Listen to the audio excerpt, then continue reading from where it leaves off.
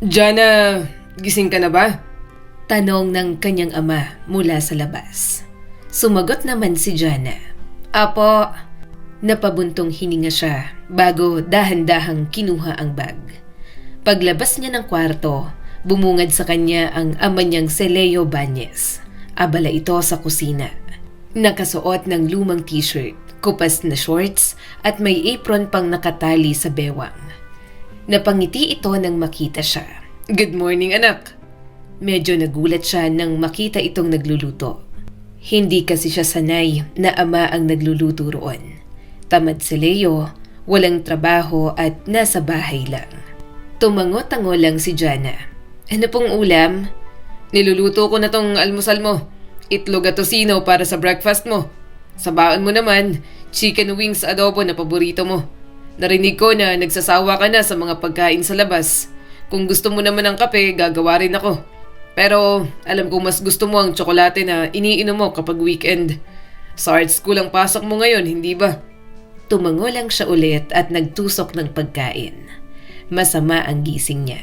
Sa sandaling yon, naramdaman na naman ni Jana ang pamilyar na inis sa dibdib niya. Hindi niya maintindihan kung bakit ganoon ang ama niya. Isang lalaki, pero parang hindi lalaki. Papa, hindi mo na kailangan mag-effort sa almusal ko, sabi ni Jana sa sariling ama. Hindi mo kailangan gumising ng maaga para lang ipagluto ako. Hindi mo naman po to ginagawa, di ba? Saglit na tumigil si Leo sa paggalaw ng spatula bago bahagyang napangiti. Ayos lang naman sa akin, Jana. Wala rin naman akong ibang ginagawa dito sa bahay sa umaga. Narealize ko na hindi ko pala kayo napagsisilbihan ng mama mo. Wala akong ambag sa inyo.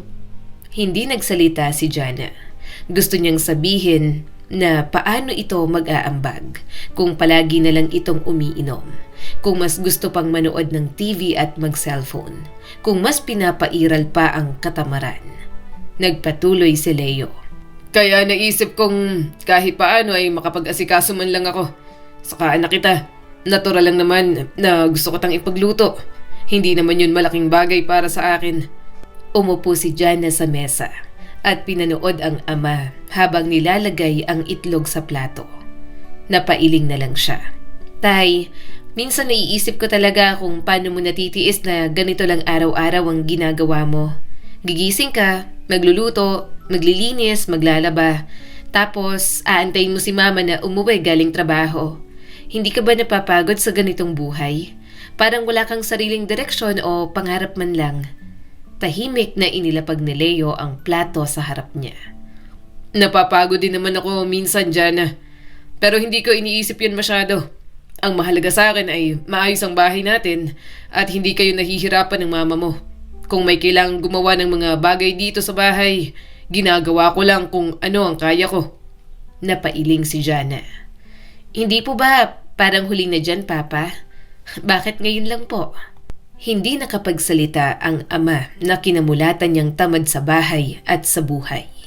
Para kay Jana, ito dapat ang nagtatrabaho. Si Leo dapat ang nagdadala ng pamilya nila. Pero ang nangyari, ang kanyang ina naman ang may career. Ito ang kumikita, ito rin yung mas nasusunod sa bahay.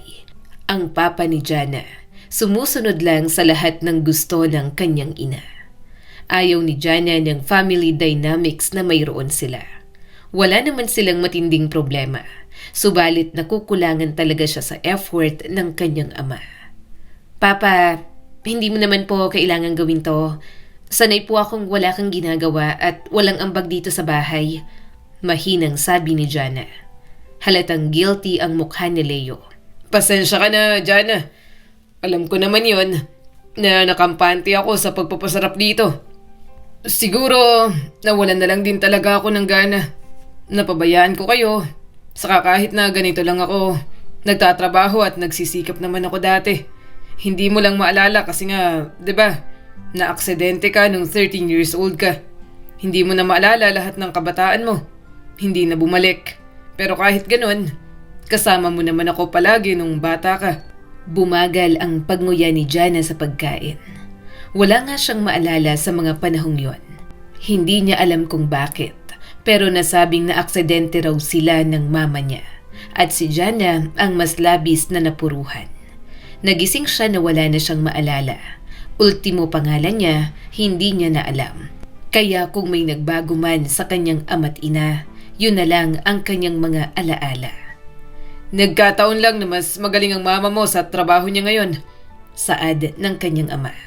Mas malaki ang kinikita niya kaysa sa kaya kong kitain noon. Kaya napag-usapan namin na mas mabuti siguro na siya na lang ang mag-focus sa career niya. Habang ako na ang bahala dito sa bahay. Pasensya na lang talaga at nagkulang ako. Babawi na lang ako, anak. Hayaan mo na sana ako. Hindi pa rin napigilan ni Jana na ilabas ang kanyang saloobin. Hindi ko lang po talaga gets yun, Papa. Sa totoo lang, kasi para sa akin, ang lalaki dapat ang haligi po ng pamilya. Siya ang nagpoprotekta, nagtatrabaho at nagdedesisyon. Hindi po babae ang nagbubuhat ng lahat habang yung lalaki ay nasa bahay lang. Ngumiti ng tipid si Leo, pero halatang may lungkot sa mga mata nito. Iba-iba naman kasi ang pamilya dyan. Hindi lahat ay pare-pareho ng paraan ng pamumuhay. Kung ano ang gumagana para sa amin ng mama mo, yun ang pinipili namin. Hindi na sumagot si Jana. Sa halip ay mabilis niyang inubos ang pagkain niya. Kinuha niya ang pabaon ni Leo. Pagkatapos ay tumayo siya. Aalis na po ako, Papa. Papunta ko kay Angela. Baka abutin po kami ng gabi. Tumango si Leo. Sige lang, anak. Sabihin mo lang kung anong oras ka uuwi para may paghanda kita ng hapunan. Ang mama mo, dadalhan ko na lang ng pagkain sa opisina kasi mag-overtime daw. Napahinto si Jana at napatingin sa ama. Papa, hindi mo na po kailangan gawin lahat para sa akin. Hindi na ako bata. Kaya ko na pong mag-asikaso sa sarili ko.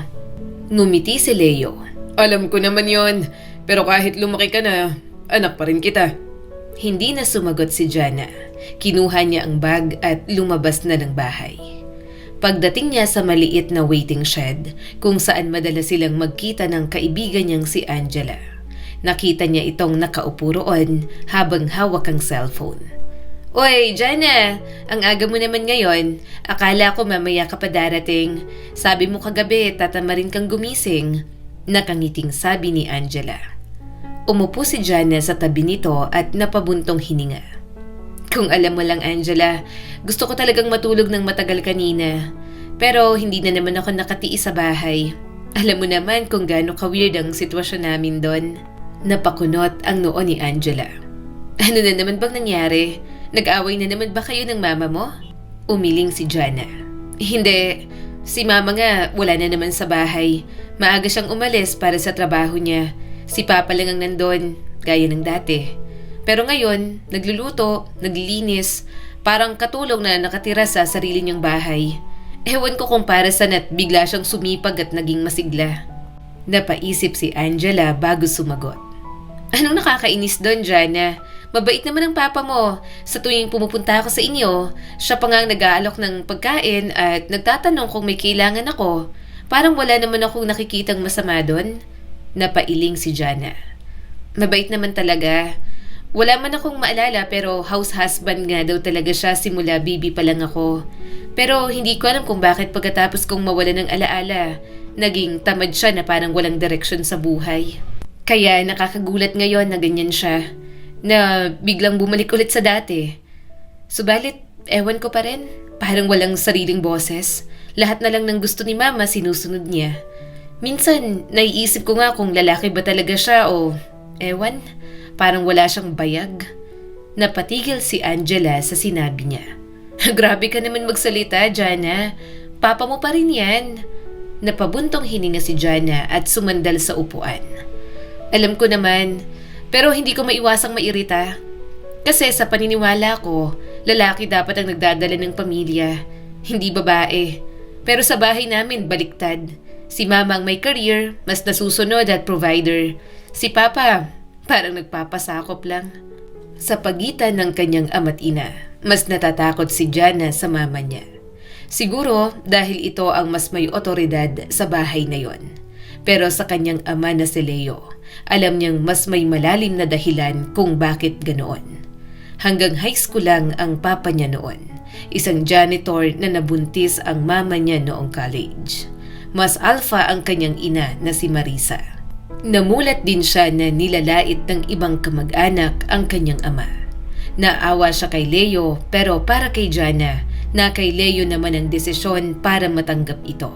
Ito dapat ang nagtataas sa sarili. Patunay na may kaya rin itong gawin. Pero paano yun mangyayari kung ilang taon itong naging batugan? Kung ilang taon itong walang trabaho? Kung ilang taon itong parang asong sunod lang ng sunod sa kanyang ina? Hindi naman sila hikahos. Hindi lang talaga masaya si Jana. Wala siyang nararamdamang pagmamahal sa kanyang pamilya. Muling nagsalita ang kanyang kaibigan na si Angela. Alam mo, Jana, hindi ako masyadong makarelate sa problema mo. Kasi kung tutuusin, maswerte ka pa nga. May mama't papa ka. Kahit paano, pareho mo silang nakikita araw-araw. Napatingin si Jana sa kanyang kaibigan. Bahagya siyang na-guilty. Sa kanya lang naalala na ulila na nga pala si Angela. Alam mo naman na wala lang mga magulang ko, Jana. Bata pa lang ako nang mawala sila.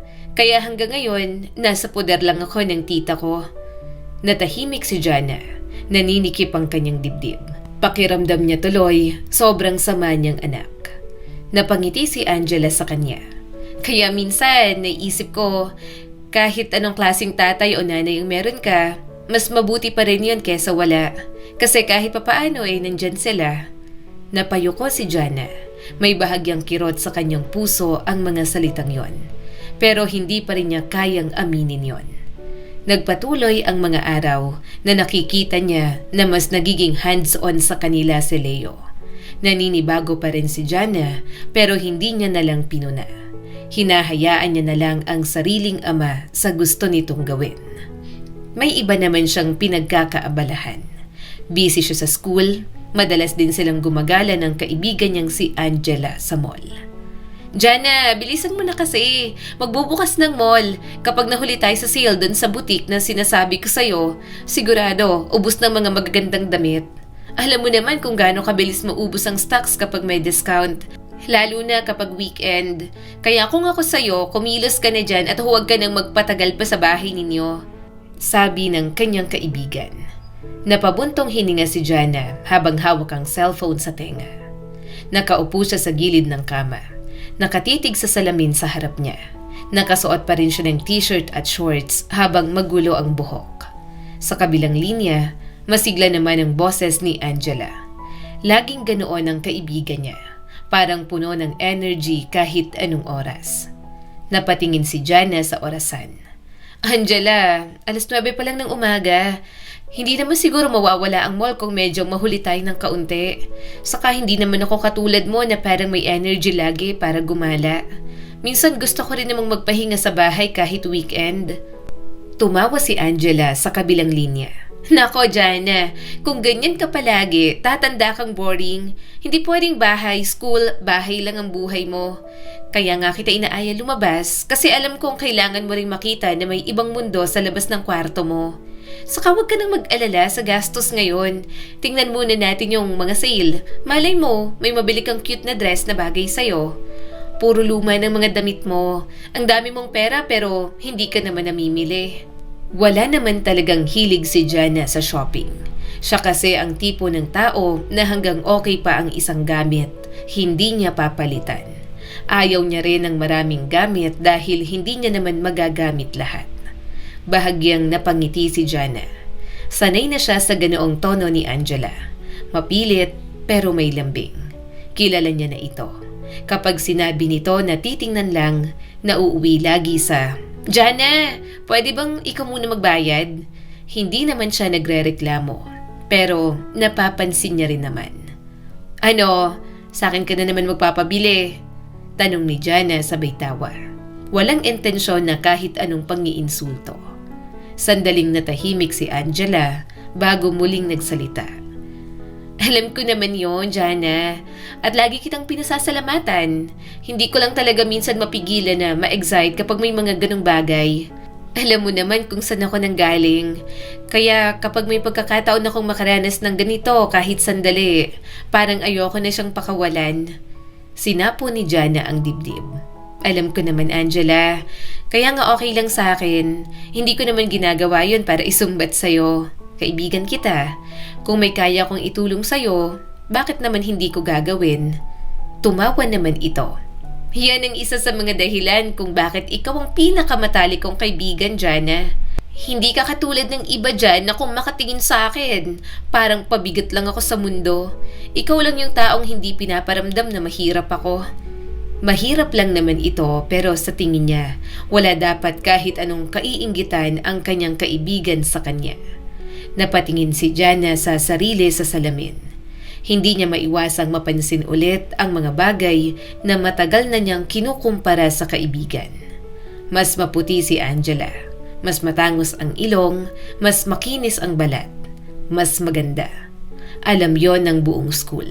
Crush nga si Angela ng halos lahat ng lalaki. Samantalang si Jana, normal lang. Hindi sobrang ganda, hindi rin naman sobrang pangit. Saktong maganda lang. Hindi makakakuha agad ng atensyon ng mga tao, pero madali pa rin namang mapansin. Angela, minsan naiinggit ako sa'yo. Alam mo ba yon? Hindi na napigilan ni Jana na sabihin. Nagulat naman ang boses ni Angela. Ha? Ano namang kinaiinggitan mo sa akin? Ikaw nga tong may magandang bahay, may kaya sa buhay, at halos lahat ng gusto mo na bibili mo. Samantalang ako, scholarship student lang na umaasa sa baon ng tita ko. Napabuntong hininga si Jana. Hindi yun ang ibig kong sabihin. Naiinggit ako sa kumpiyansa mo, sa paraan ng paglalakad mo, sa paraan ng pagsasalita mo. Parang wala kang kinatatakutan. Parang hindi ka natitinag kahit sino pa ang kaharap mo. Sandaling natahimik si Angela bago tumawa ng mahina. Jana, kung alam mo lang kung gaano karaming beses akong natatakot. Hindi lang halata, no? Kasi kung ipapakita kong mahina ako, mas lalo lang akong tatapakan ng mga tao. Kaya natutunan kong magpakatapang kahit sa loob ko nang hinginig na ako. Sandaling natigilan si Jana. Matalik niyang kaibigan si Angela, kaya normal lang sa kanila na maging prangka at sabihin ang kahinaan ng isa't isa. Napaisip si Jana sa sinabi nito at maya-maya ay nagsalita ulit siya. Sige na nga. Sasamahan na kita. Madali lang siyang nag-asikaso. Pagbaba niya, nakita niya ang amang si Leo na parang sinisipag mag-workout. Career na para bang may lalabas pang abs. Hindi naman pangit ang katawan ng kanyang ama. Malapad nga ang dibdib at mga braso. Pero kung araw-araw itong mag-workout, baka maging fit pa. Saan ka pupunta, anak? Tanong ng kanyang ama. Sa mall po, may bibilhin lang po kami ni Angela. Napangiti ito at binaba ang maliit na dumbbell. Sige, saglit lang. Magsha-shower lang ako ng mabilis pagkatapos ay magbibihis. Ihahatid na kita, anak. Okay po. Naghintay na muna si Jana habang nakaupo sa sofa. Pagkalipas ng ilang minuto, bumaba na ang kanyang papa. Lumabas na sila at sumakay sa kotse. Papa, may pinaghahandaan po ba kayo? Tanong niya rito habang kinakabit ang seatbelt. Napapansin ko po na panay ang workout ninyo. Tumawa si Leo. Anong pinaghahandaan? Wala naman. Naisipan ko lang na mag-workout. Wala naman akong ginagawa sa bahay. Saka malay mo, may pag-asa pa. Pag-asa po? Saan? Ngumiti lang si Leo. Pag-asang maging healthy. Kumunot ang noo ni Jana. Gayunpaman, hindi niya nalang pinansin. Pagdating ni Jana sa tapat ng mall, nakita niya si Angela na nakatayo sa may fountain. Tulad ng dati, kapansin-pansin ito. Mahaba ang buhok, makinis ang balat, at may natural na ganda na hindi na kailangan ng maraming ayos. May ilang lalaking napapatingin dito habang dumadaan. Napansin niyo ni Jana. Hindi na siya nagulat. Sanay na siya rito. Kumaway si Angela sa kanya. Finally, dumating ka rin. Akala ko talaga iiwan mo na akong mag-isa dito. Alam mo ba kung gaano katagal ako naghintay? Halos mabutas ng sahig sa kakalakad ko pabalik-balik. Umirap si Jana at bahagyang natawa. Angela, 10 minuto pa lang akong late, huwag kang OA. Ngumiti si Angela at hinila siya papasok ng mall. Halika na kasi, May nakita kong boutique sa second floor na may malaking sale. Feeling ko may mga dress doon na babagay sa'yo. Habang naglalakad sila, may ilang lalaking napapatingin kay Angela. Napansin yun ni Jana, pero bago pa siya makapagsalita, may boses na ng isang babae na sumingit mula sa likod nila. Ay wow! Nandito na naman pala kayo. Hindi ba kayo nagsasawa sa ganitong eksena? Yung isa, nagpapabayad. Yung isa, nagpapagamit. Napahinto si Jana. Hindi na niya kailangan lumingon para malaman kung sino yon. Si Anika lang naman ang may lakas ng loob na magsalita sa kanya ng ganoon. Matagal na niyang kaaway si Anika. Nagsimula yon noong mga bata pa lang sila.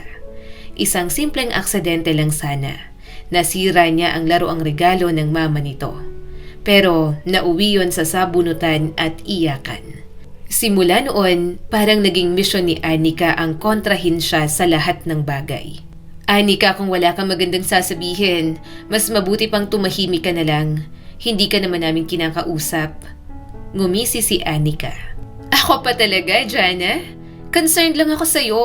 Kasi baka hindi mo napapansin na ginagamit ka lang ng kaibigan mo. Halata naman na ikaw ang nagbabayad sa lahat ng gala ninyo. Mahigpit na napakuyom ang kamay ni Jana. Wala kang pakialam kung anong ginagawa ko sa pera ko. Kaibigan ko si Angela. Kung gusto ko siyang ilibre, desisyon ko yon. Tumawa si Anika. Kaibigan? Sigurado ka ba? Kasi sa nakikita ko, parang hindi naman kayo pantay. Ikaw ang tagabayad, siyang nakikinabang. Tapos, alam mo pa kung ano ang mas masaklap? Kahit anong gawin mo, hindi ka pa rin magiging kasing ganda niyan. Kaya hindi rin ikaw ang pipiliin ng mga lalaki. Naniga si Jana sa kinatatayuan niya. Pakiramdam niya ay parang may malamig na tubig na ibinuhos sa kanya. Ngunit bago pa siya makapagsalita, matapang nang sumagot si Angela.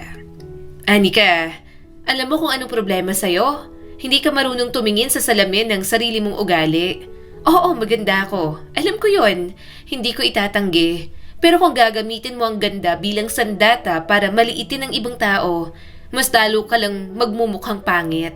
At kung tungkol naman kay Jana, mas pipiliin ko siyang maging kaibigan kaysa sa kahit sinong tulad mo na puro inggit at kapaitan lang naman ang laman ng puso. Natigilan si Anika, pero hindi pa rin ito nagpatalo. Talaga? Ganyan bang drama mo? Tingnan natin kung hanggang kailan mo mapapanindigan yan. Kasi sa totoo lang, Jana, wala kang totoong kaibigan at balang araw makikita mo rin na tama ako. Tumalikod si Anika at naglakad palayo. Matagal nang nakatayo si Jana sa lugar na yon. Napansin niya naman nga kay Angela ang mga sinabi ni Anika. Gayunpaman, pera lang naman yon. Hindi yun big deal sa kanya. Totoong kaibigan naman si Angela, kaya nga tumagal ang friendship nila. Parang kapatid niya na ito. Jana, huwag mong pakinggan ang babaeng yon, saad ni Angela. Matagal na siyang may galit sa'yo. Kahit anong gawin mo, may masasabi at masasabi pa rin siya. Tumingin si Jana sa kaibigan. May halo ng pagod at pag-aalinlangan sa mga mata niya. Angela, ginagamit mo lang ba ako? Nagulat si Angela. Ano? Siyempre hindi. Bakit? Naniniwala ka ba sa kanya? Umiling si Jana. Hindi ako naniniwala doon. Kasi kilala kita. Kaibigan kita. Ngumiti si Angela at hinawakan ang balikat niya. At hindi ka nagkakamali doon, Jana. Kaibigan mo ko at hindi kita iiwan. Ngunit sa kaibuturan ng isip ni Jana, may maliit na boses na hindi niya mapatahimik. Isang boses na paulit-ulit na bumubulong ng parehong tanong. Paano kung tama si Anika? Gayunpaman, hindi niya na yon masyadong inisip. Iniisip niya na lang na hindi naman niya kailangan ng opinyon ng iba. Ang mahalaga, may kaibigan siyang totoo at nagmamalasakit sa kanya. Nang makauwi, nadatna niya ang kanyang ama't ina sa sala. Nakaupo ang mga ito sa sofa. Mabuti naman at namimili ka na, sabi ni Marisa habang nakatingin sa kanyang mga pinamili. Opo, magkasama po kami ni Angela. Kumain ka na ba? Tanong ng kanyang ama. Tumango na lang si Jana. Opo, sige na po. Aakyat na po ako sa kwarto ko.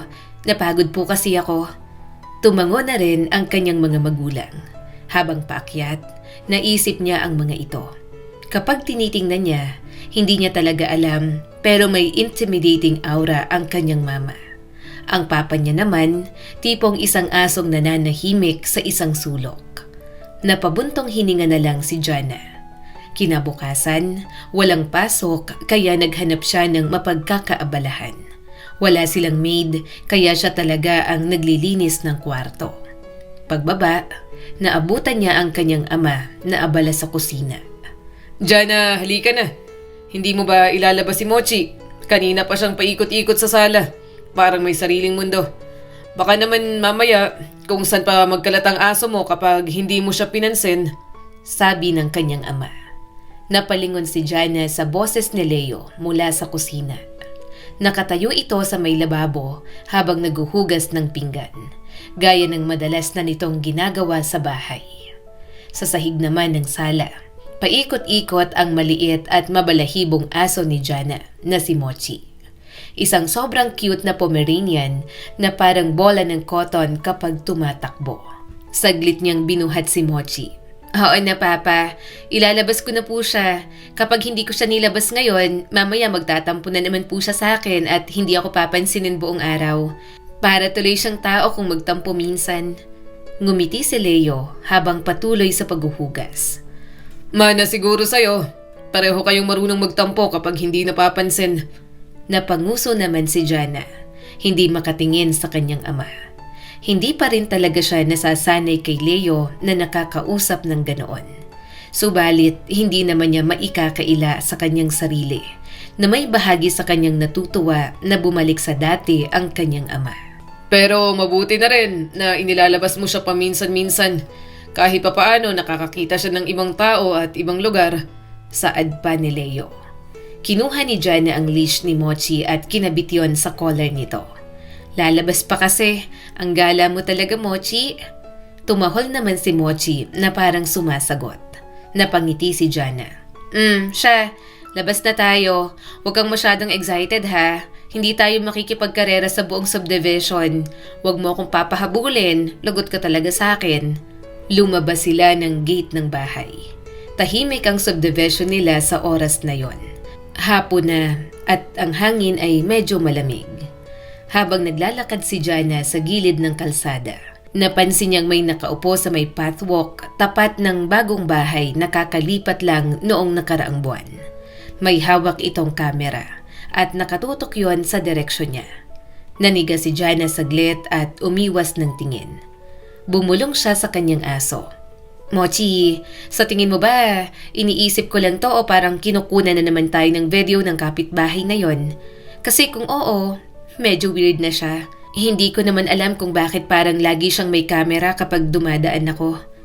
Ang lalaking yon ay si Ricky, ang bagong kapitbahay nila. Matangkad, payat, at laging may dalang camera.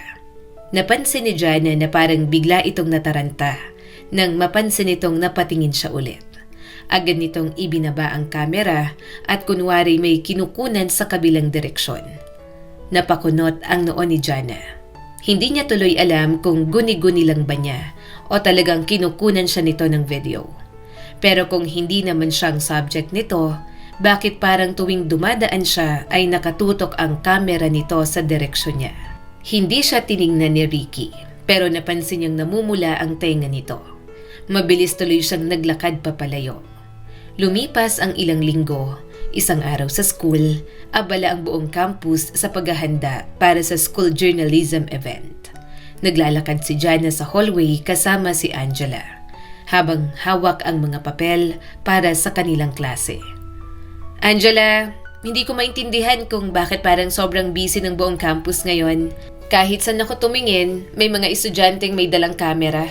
Yung iba may microphone o kung ano pang kagamitan para tuloy tayong nasa isang maliit na newsroom. Ngumiti si Angela habang naglalakad sa tabi niya. May journalism event ngayon. Yun ang narinig ko. May mga dadayo raw kasing taga-ibang school dito. Yun ang nasa campus paper natin. May iba't ibang assignments. Malaki ang school nila at maraming pwedeng gawin na activities. Pero dahil masyadong introvert si Jana, wala siyang gaanong sinasalihan bukod sa art club. Pagkatapos nilang maibigay ang mga papel sa teachers, naglakad na sila papuntang cafeteria. Pareho silang nagutom ni Angela, kaya doon na lang sila kakain. Bago pa muling makapagsalita si Jana, may 2 estudyante ang naglalakad sa harap nila habang nag-uusap. Narinig mo ba yung bagong photojournalist sa campus paper? Yung si Ricky? Napalingon si Jana. Nanigas siya sa pangalang Ricky. Ipinagpatuloy ng mga estudyante ang kwento. Nakikinig lang siya habang nakaupo at umiinom ng juice. Grabe daw yon. Ang dami niyang kinukuha ng pictures. Pero may napansin ng ibang journalist. Parang punong-puno daw ng mukha ng isang babae ang camera niya. Halos lahat daw ng candid shots niya, may isang taong paulit-ulit na lumalabas. Talaga? Sino daw? Tumawa ang babae. Hindi ko alam Pero sabi nila, parang estudyante lang dyan sa school. Mukhang crush niya yata. Lumayo na ang 2 babae. Pero nanatili si Jana sa kinauupuan niya. Pakiramdam niya, parang biglang uminit ang kanyang mukha habang ngumunguya ng salad. Angela, sa tingin mo ba ako yung tinutukoy nila? Tanong ni Jana sa kanyang kaibigan. Napalingon si Angela sa kanya. Ha? Bakit mo naman naisip na ikaw? Kilala mo yung Ricky? Huminga ng malalim si Jana bago nagsalita. Oo, bagong kapitbahay namin. Parang 8 months ago pa nung lumipat sila. Nakikita ko siya sa ilang gathering sa subdivision namin. Madalas ko siyang makita. At napapansin ko na tuwing inilalabas ko si Mochi sa hapon, parang lagi niya akong kinukunan ng picture o video. Napanganga si Angela. Pagkatapos ay bigla itong napangiti ng malaki. Sandali lang. Ibig mong sabihin, yung cute na photographer na laging may camera? Crush ka yata kaya ganon? Nakaramdam agad ng hiya si Jana. Angela, huwag kang maingay. Baka may makarinig sa'yo. Hindi ko naman sinasabing ganon. Baka guni-guni ko lang yung mga napapansin ko. Tumawa si Angela. Jana, hindi guni-guni yon kung feel mo ganun talaga. Kung may chismis na may isang babae na laging nasa camera niya at ikaw ang kapitbahay niya, tapos lagi kanyang kinukunan, obvious na kung sino yon. Napayoko si Jana. Nakakahiya naman. Paano kung totoo? Paano ko siya haharapin? Parang tuwing nagkakasalubong kami, pareho kaming nahihiya. Hindi tuloy ako makatingin ng maayos sa kanya. Ngumisi si Angela. Jana, huwag mong sabihin kinikilig ka. Hindi agad nakasagot si Jana. Sino ba namang hindi kikiligin? Nagkakaroon naman siya ng mga crush, pero hanggang mga artista lang. Hindi siya madaling magkaroon ng crush, pero iba na pala ang usapan at pakiramdam kapag ibang tao na ang may crush sa kanya. Maya-maya ay marahan siyang nagsalita. Angela, sa totoo lang, oo, medyo kinikilig ako kay Ricky. Nanlaki ang mga mata nito. Ha? Talaga? Kinikilig ka na? Uy, si Jana may crush na. Namula si Jana. Huwag kang sumigaw, nakakahiya. Pero hindi napigilan ni Angela ang excitement. Jana, aminin mo nga sa akin ng maayos. Gusto mo ba si Ricky? Pulang-pula na talaga si Jana. Nagugulat at nahihiya sa mga sinasabi ng kanyang kaibigan.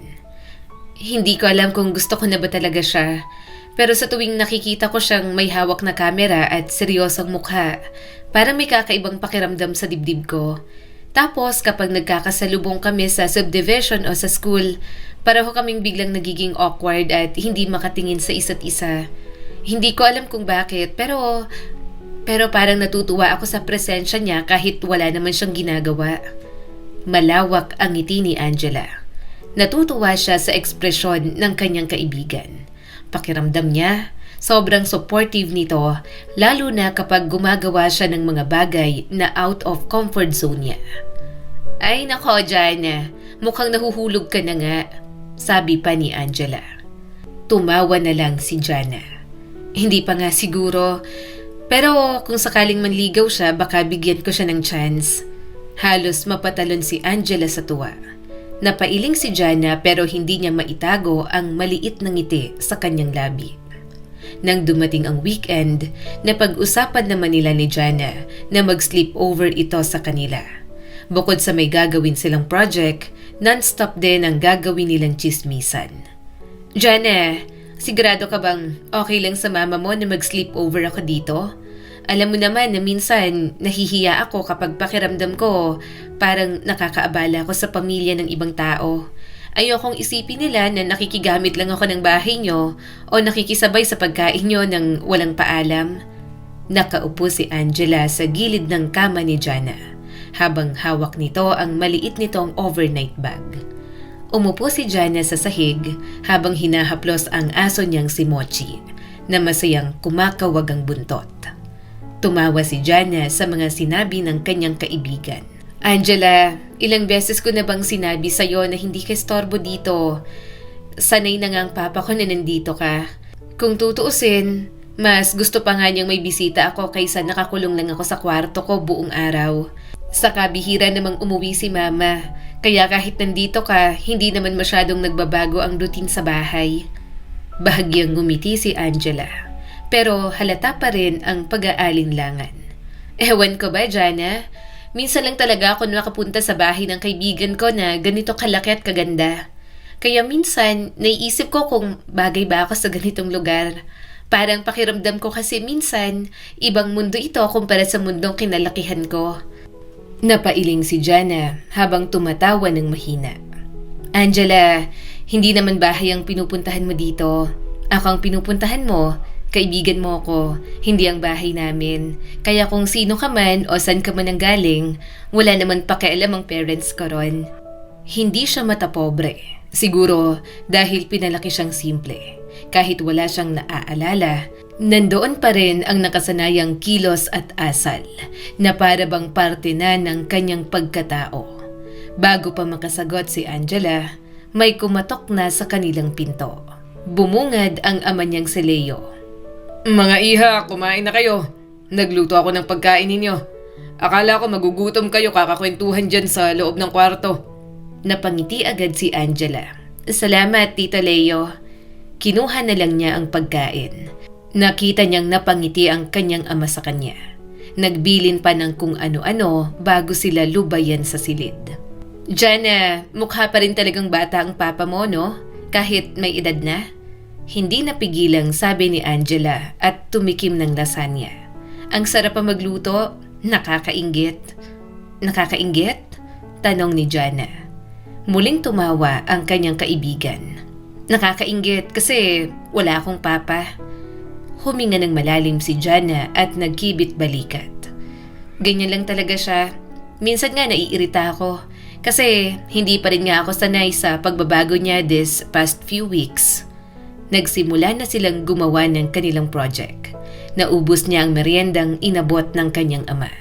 Kinagabihan, lumabas sila ng kwarto para sa hapunan.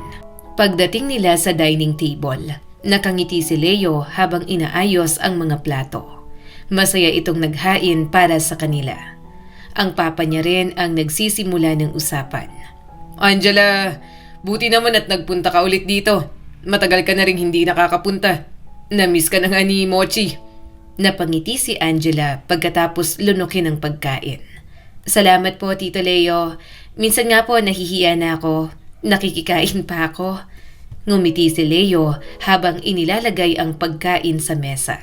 Nako iha, wag mo nang isipin yon. Kaibigan ka ni Jana. Ibig sabihin ay parang anak na rin kita dito sa bahay. Kung may pagkain kami, may pagkain ka rin. Ganun lang kasimple yon. Napansin ni Jana na biglang tumahimik si Angela.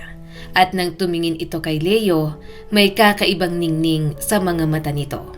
Hindi yon galak lang, parang may halo pang ibang emosyon na hindi niya maipaliwanag. Tahimik na kumakain si Jana, pero hindi niya maiwasang mapansin ang paraan ng pagtingin ni Angela sa ama niya. Parang masyadong matagal, masyadong seryoso. Napailing siya sa sarili. Iniisip na baka nag-overthink lang siya. Kinagabihan, nag-ayos na sila sa pagtulog. Napansin niyang nakasuot ng maiksing night dress ang kanyang kaibigan. Hindi tuloy napigilan ni Jana na pansinin. Ang ikli naman ng pantulog mo ngayon. Hindi naman ganyan dati ang pantulog mo ah. Napangiti lang si Angela. Bagay ba? Binili ko to. Nagandahan kasi ako saka mas komportable. 18 na kaya ako, remember? Kahit magkaklase tayo, ahead pa rin ako ng 2 years. Saka sobrang pakiramdam ko, dalaga na ako kapag ganito ang pantulog ko. Napatingin tuloy si Jana sa sarili niyang pantulog. Pajama yon at blouse na may mga butones. Kulay pink pa, mukha tuloy siyang bata. Pero doon siya komportable at natutulog lang naman siya. Kaya hindi na siya naghahangad ng night dress ng katulad ng kay Angela. Maya-maya, nakahiga na sila sa kama ni Jana habang patay na ang ilaw. Hindi pa makatulog si Jana kaya nagsalita na siya. Angela, napansin mo ba na parang napakatahimik ng bahay namin sa gabi? Minsan, naiisip ko nga na parang hotel lang to. Malaki, maganda, pero walang masyadong tao. Humiga si Angela sa tabi niya habang nakatingin sa kisame. Siguro, kasi bihirang umuwi ang mama mo. Kapag isang magulang lang ang madalas mong kasama sa bahay, parang may kulang talaga sa atmosphere ng pamilya niyo. Napabuntong hininga si Jana. Sanay na rin naman ako. Pagkatapos ng aksidente, ganito ng setup namin. Si mama laging busy sa trabaho, tapos si papang palaging nasa bahay. Kung ano-ano pa ang kanilang pinagkwentuhan. Hanggang si Jana na lang ang sumuko at unang nakatulog. Naalimpungatan lang siya nang makaramdam ng uhaw. Paglingon niya sa tabi, wala na ang kanyang kaibigan. Nasa na si Angela? Bumangon si Jana ng kama at lumabas ng kwarto. Sa kusina, doon niya nakita si Angela. Kasama nito ang kanyang ama at nag-uusap ang mga ito. Oh anak, bumaba ka rin. Gusto mo ba ng tubig? Tanong ni Leo. Tumango na lang si Jana. Opo. Tumingin siya kay Angela na abala sa pag-inom ng gatas. May amos pa sa bibig. Napatingin siya sa dibdib nito na nakita ng cleavage habang nakalin sa island counter. Tinuro niya yon kay Angela at agad naman itong itinaas yon. Hindi naman siya nag-iisip ng masama. Hindi bastos si Leo.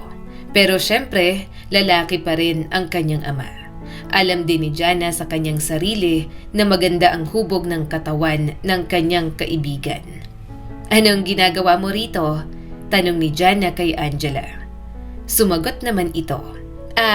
Nauna ka na kasing matulog. Hindi ako makatulog.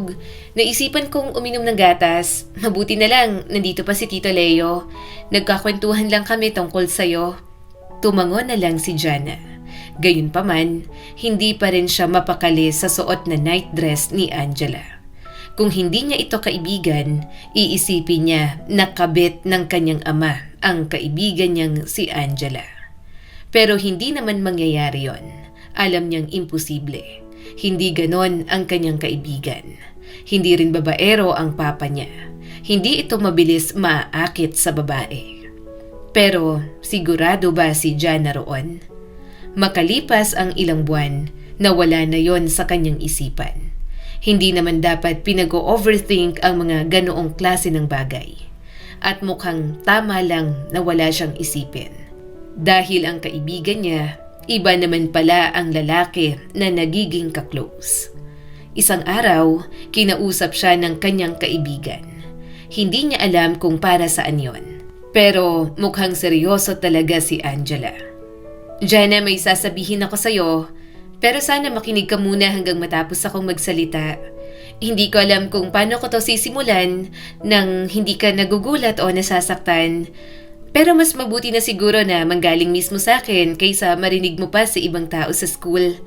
Napahinto si Jana sa paglalakad sa hallway nang marinig ang seryosong tono ni Angela. Karaniwan ay masigla at puno ng kwento ang boses nito. Pero ngayon ay parang mabigat ang bawat salita.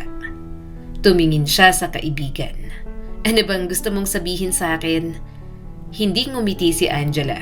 Sa halip ay huminga ito ng malalim. Parang pinipigilan ng kaba. Jana, tungkol to kay Ricky? Nanahimik si Jana. Pakiramdam niya ay parang may kung anong bumagsak sa loob ng dibdib niya. kahit hindi pa niya alam kung ano ang sasabihin ng kaibigan. Ano naman ang tungkol kay Ricky? Tanong ni Jana. Bahagyang yumuko si Angela bago muling nagsalita. Jana, kasi kami na ni Ricky. Kagabi ko lang siya sinagot ng maayos. Ano? Nagulat siya roon. Hindi siya makapaniwala. Akala niya siya ang gusto ni Ricky. Kaya naman pala lumipas na ang ilang buwan, hindi na niya nakikitang sumusulya pa si Ricky sa kanya. Mukhang iba naman talaga ang gusto. Nililigawan ka ba niya? Bakit hindi mo sinabi? Bakit hindi ko alam? Tanong ni Jana at medyo nasaktan sa kaalamang yon. Napakagatlabi si Jana. Sorry, tinago ko kasi alam kong bet mo rin siya. Ayoko sana pero hindi ko rin maitatanggi sa sarili ko na gusto ko rin siya. Kaya sinagot ko na si Ricky. Parang biglang naging tahimik ang buong hallway sa pandinig ni Jana. Hindi siya agad nakapagsalita. Nakatingin lang siya kay Angela habang sinusubukang iproseso ang narinig. Parang kailan lang. Kinikwento niya pa rito kung paano niya nararamdaman na gusto niya si Ricky. Eto naman pala ang gusto. Hindi naman pala si Jana. Pero bakit iba ang mga kilos ni Ricky noong una? Na parang siya ang gusto. Subalit, mahalaga pa bang isipin yon? Malinaw na si Angela na ang girlfriend nito. Anong magagawa niya roon? Hindi niya lang siguro matanggap na hindi agad sinabi sa kanya ni Angela.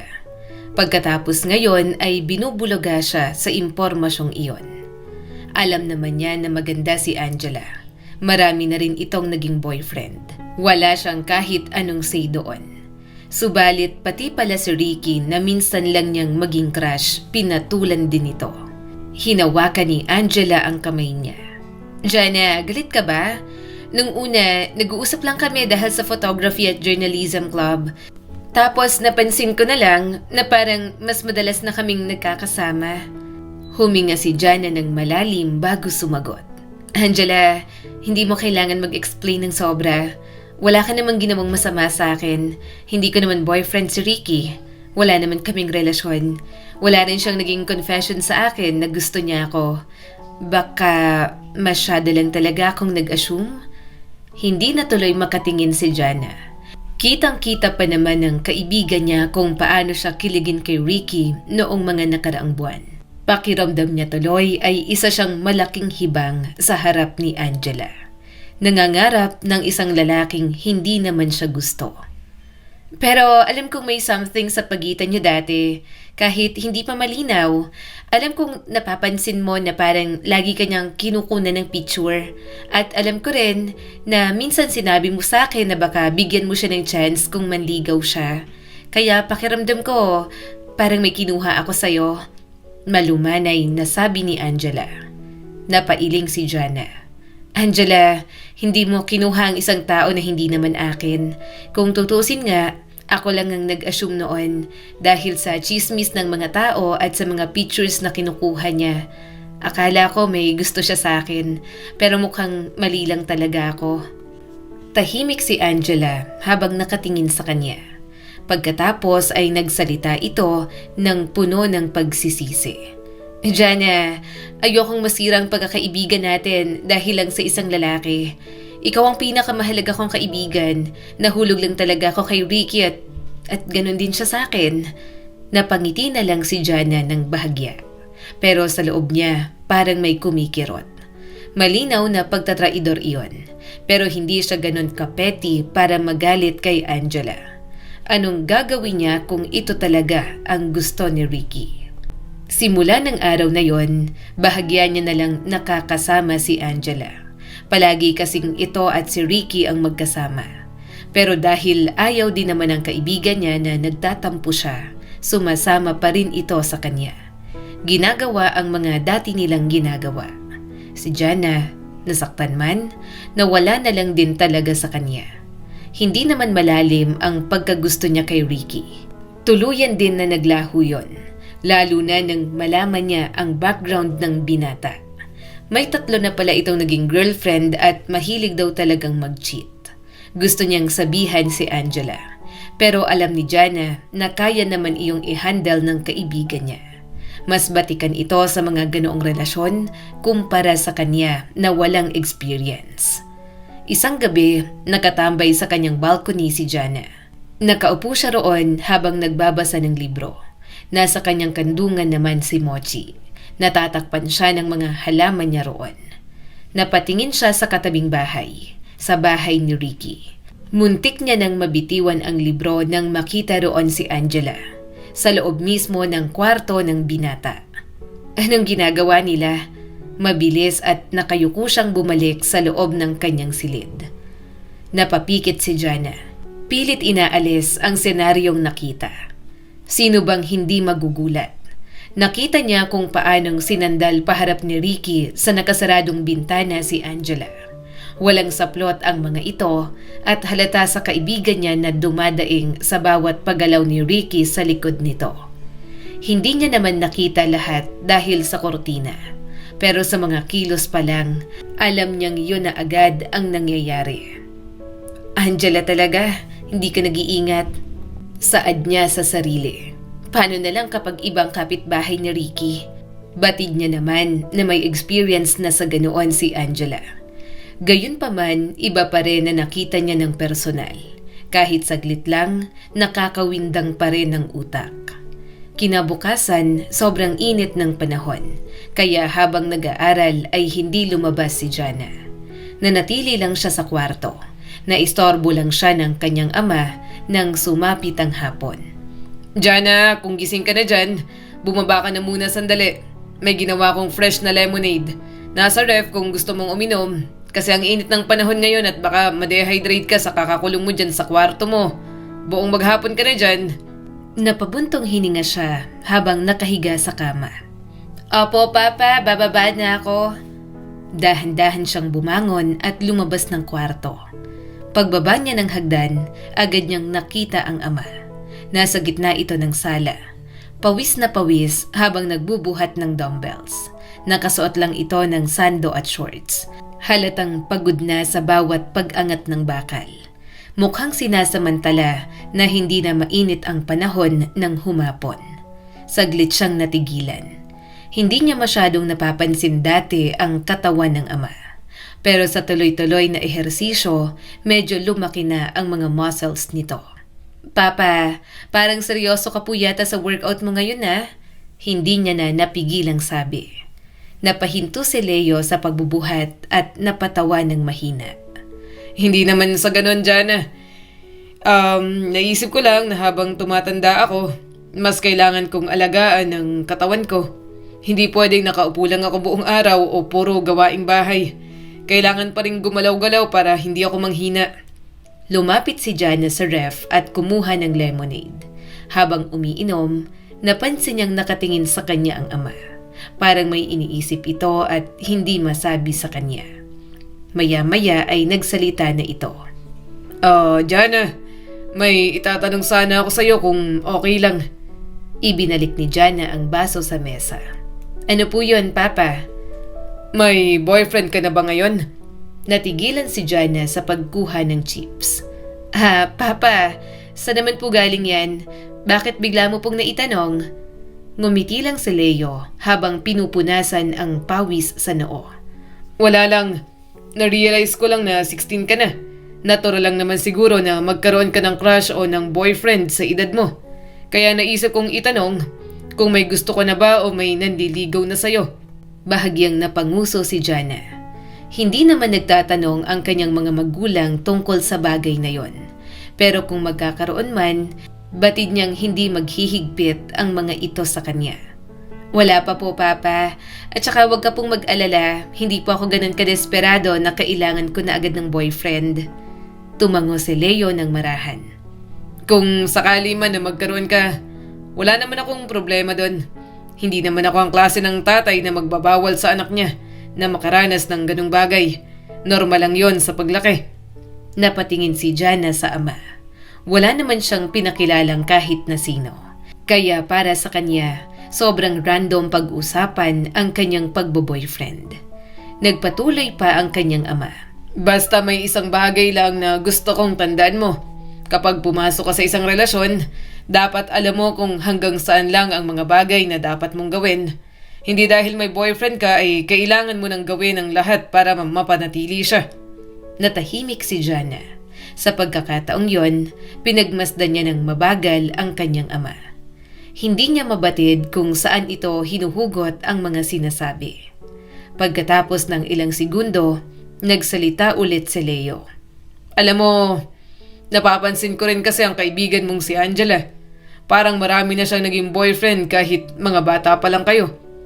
Hindi agad siya nakasagot. Hindi naman yon tago. Baka nga si Angela pa ang mismong nagsasabi sa ibang tao na nakarami na ito ng boyfriend.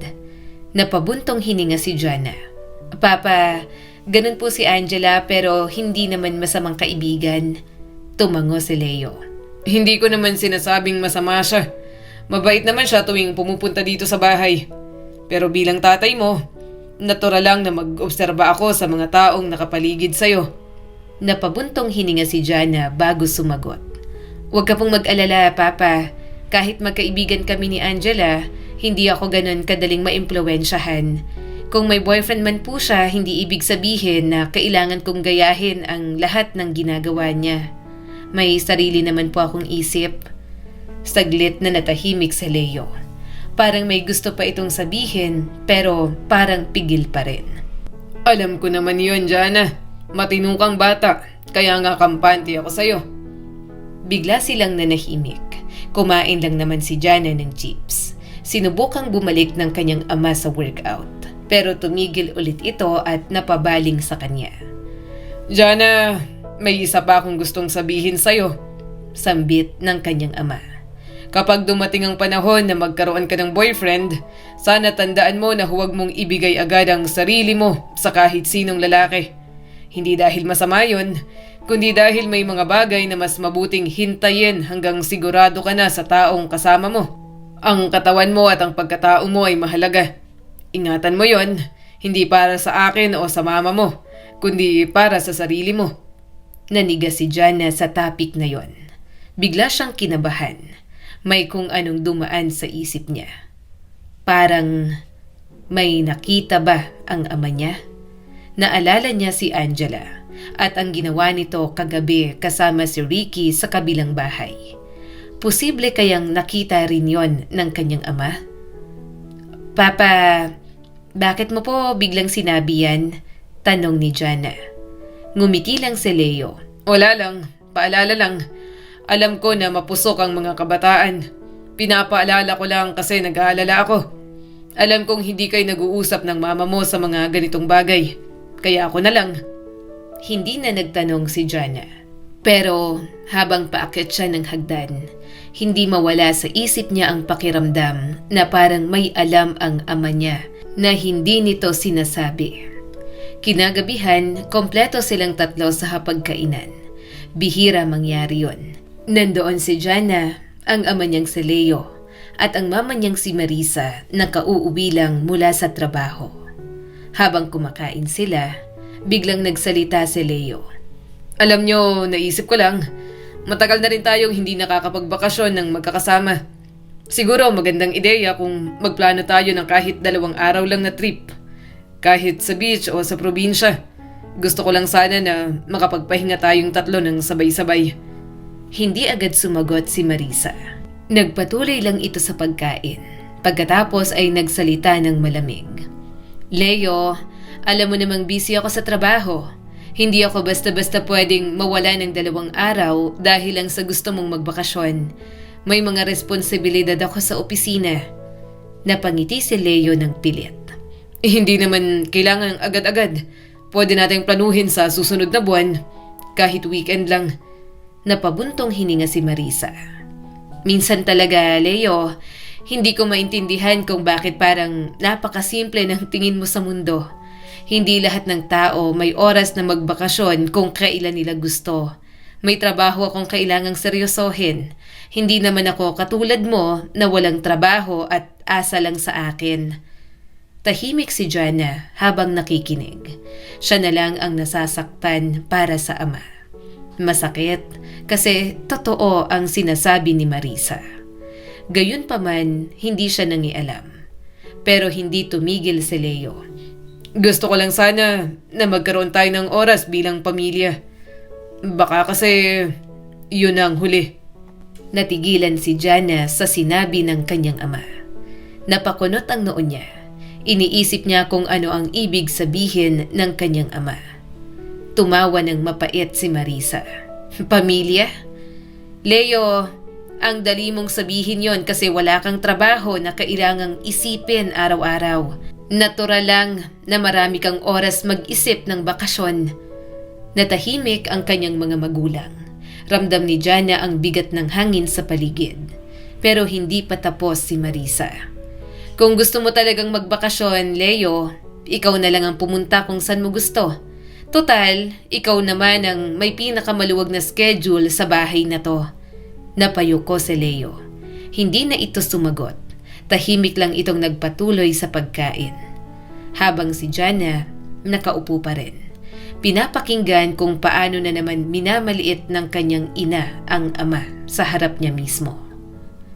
Jana, nandito na ako. Huwag mong sabihin na tulog ka pa rin.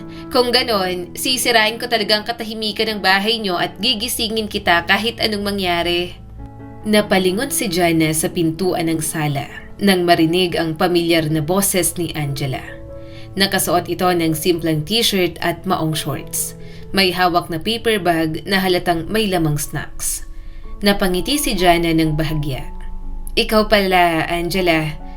Sa totoo lang, ilang araw na siyang nag-iisip kung kakausapin niya ba ang kaibigan tungkol sa mga bagay na nakita at napansin niya nung nakaraan.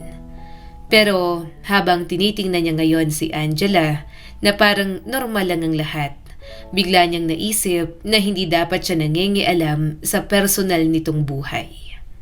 Lumapit si Jana rito. Angela, ang aga mo naman. Sana nag-text ka muna bago ka pumunta dito. Ngumiti si Angela habang inilalapag ang paper bag sa mesa. Nako, kung magta-text pa ako bago pumunta dito, baka magbago pang isip mo at hindi mo na ako papasukin. Kaya mas mabuti ng biglaan para wala kang choice kundi tiisin ang presensya ko. Tumawa si Jana. Hindi naman kita tinataboy, nagulat lang ako. Mula sa kusina, lumabas si Leo. May hawak na basang tuwalya na halatang ginagamit sa paglilinis. Ngumiti si Angela at bahagyang yumuko na parang magalang na bata. Hi, Tito Leo. Tumango lang ang papa niya. Hindi ito matagal na tumitingin at nagpatuloy lang sa paglilinis. Magandang umaga po, Tito Leo. Ulit pa ni Angela. Parang gusto talagang kunin ang atensyon ng ama ni Jana. Pasensya na po kung parang lagi ako nakikigulo dito sa bahay ninyo. Sabi ko nga kay Jana minsan, parang mas madalas pa akong nandito kaysa sa sarili kong bahay. Napakamot si Leo sa ulo at bahagyang tumawa. Parang pilit pa nga iyon. Ayos lang yun. Hindi naman magulo kapag nandito ka. Masaya nga si Jana kapag may kasama siya. Kaibigan ka naman ng anak ko. Habang pinapanood ni Jana ang usapan ng dalawa, may kung anong maliit na pakiramdam na dumaan sa kanyang dibdib. Naalala niya ang araw na kinausap siya ng ama tungkol kay Angela at ang paraan ng pagbanggit nito tungkol sa pagbo-boyfriend ng kanyang kaibigan. Angela, gusto mo ba ng juice o ng tubig? Tanong na lang ni Jana. Nagluto si Papa, baka gusto mo rin? Lumapit si Angela sa mesa. Ay, oo, gusto ko. Alam mo naman ako, hindi ako tumatanggi sa libre. Lalo na kapag luto ng papa mo. Habang naglalakad si Leo papunta sa kusina, sinundan ito ng tingin ni Angela. Napansin yon ni Jana. Hindi naman kakaiba, pero parang mas matagal lang ng kaunti kaysa sa normal. Iniisip niya na naghahanap lang talaga ng father figure si Angela. Pero para kay Jana, mahirap hindi isipin ang mga napapansin niya. Angela? Tawag niya sa kanyang kaibigan. Napalingon ito. Bakit? Saglit na nagdalawang isip si Jana. Gusto sana niyang banggitin ang napansin niya. Pero sa huli, napailing na lang siya. Wala.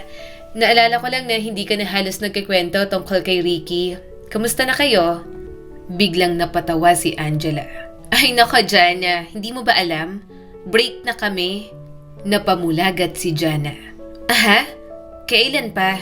Hindi mo man lang sinabi sa akin. Umupo si Angela sa sofa habang kumakaway sa aso ni Jana na si Mochi. Mga 2 linggo na siguro. Hindi naman big deal. Napag-usapan lang namin na parang hindi talaga kami bagay. Napakunot ang noo ni Jana. Hindi bagay? Parang ang bilis naman ng pangyayari. Akala ko seryoso kayo nun. Umiling si Angela habang tumatawa. Jana, huwag kang masyadong sentimental. Hindi naman lahat ng relasyon kailangan maging sobrang lalim. Minsan pampalipas oras lang talaga. Nagustuhan namin ang isa't isa sandali, tapos nung nawala ng excitement, di yun, naghiwalay na lang kami ng maayos. At least, hindi ikaw, 'di ba? Paano kung ikaw, di naloko ka pa? Ang inosente mo pa naman. Tahimik na tinitigan ni Jana si Angela. Batid niyang ganoon ito sa mga lalaki. Pero minsan, hindi pa rin siya makapaniwala kung paano ibinigay nito ang sarili sa isang lalaki na alam naman nito na hindi magtatagal. Hindi ka ba nasaktan kahit kaunti? Tanong ni Jana. Nagkipit balikat naman si Angela. Hindi naman, at mukhang ganun din si Ricky. Actually, parang mas affected pa ang ibang tao sa school kaysa sa amin. Napabuntong hininga si Jana. Ang bilis naman ng lahat. Ganun talaga minsan. Sa kusina, narinig nila ang boses ni Leo. Eto ng pagkain. Lumapit ito sa mesa at inilapag ang tray sa harap ni Angela. Ngumiti ang dalaga. Salamat po, Tito Leo. Tumango lang ang papa niya. Ngunit hindi tumigil si Angela. Naiisip ko po minsan na ang swerte ni Jana sa inyo. Kung may tatay lang akong katulad nyo, siguro hindi ako ganun kainggit sa ibang pamilya. Napansin ni Jana ang tono ng kaibigan. Parang may halong panunokso yon. Ayaw niyang mag-isip ng masama. Pero ang hirap pigilan ng kutob na umuusbong sa kanya. Tahimik na nanonood si Jana. May kung anong maliit na alarma sa loob ng kanyang isip. Pero pinili niyang isantabi yon. Siguro ganoon lang talaga si Angela. Mahilig mang-asar, mahilig magbiro. Habang lumilipas ang mga araw, mas madalas na ulit silang magkasama ni Angela. Sa school, sa mall, at pati na rin sa bahay nila. Halos parang bumalik sa dati ang lahat. Ang pagkakaiba lang, sa tuwing pumupunta si Angela sa bahay nila, napapansin ni Jana na parang masyado itong komportable sa presensya ng kanyang ama. Tito, habang tumatagal, nagiging fit po kayo, mukha na po kayong bata. Nakangiting sabi ni Angela. Napakamot na lang si Leo sa ulo. Hindi ko naman goal maging fit at magmukhang bata. Para lang sana sa kalusugan ko. May mga biro itong parang may halong panunukso. At sa tuwing nangyayari yon, may maliit na bahagi ng isip ni Jana ang nagtatanong kung normal lang ba yon. Pero sa bawat pagkakataon, pinipili niyang huwag pansinin. Dahil sa ngayon, ayaw niyang sirain ang katahimikan ng mundo niya sa mga tanong na baka wala namang sagot. Pero sa sumunod na buwan, may napansin si Jana. Kapag nasa bahay si Angela, parang umiiwas na si Leo. Hindi ito sumasabay sa tukso. Hindi ito nakikipagbiruan pabalik. Kapag nagsasalita si Angela, maikli lang ang sagot nito. At madalas, umaalis ito sa sala para may gawin sa kusina o sa likod ng bahay. Jana, bakit parang ang tahimik ng papa mo kapag nandito ako? May nagawa ba akong mali sa kanya? Tanong ni Angela, hindi na talaga nakatiis. Saglit siyang natigilan. Gusto niyang ibalik ang tanong nito. Anong ginawang mali ni Angela para umiwas ang kanyang ama? Wala naman. Ganyan lang talaga siya minsan. Tahimik. Sabi na lang ni Jana. Talaga? Kasi parang ilang beses ko na siyang nakikitang umiiwas sa akin. Baka naman naiilang siya sa akin dahil sa mga biro ko.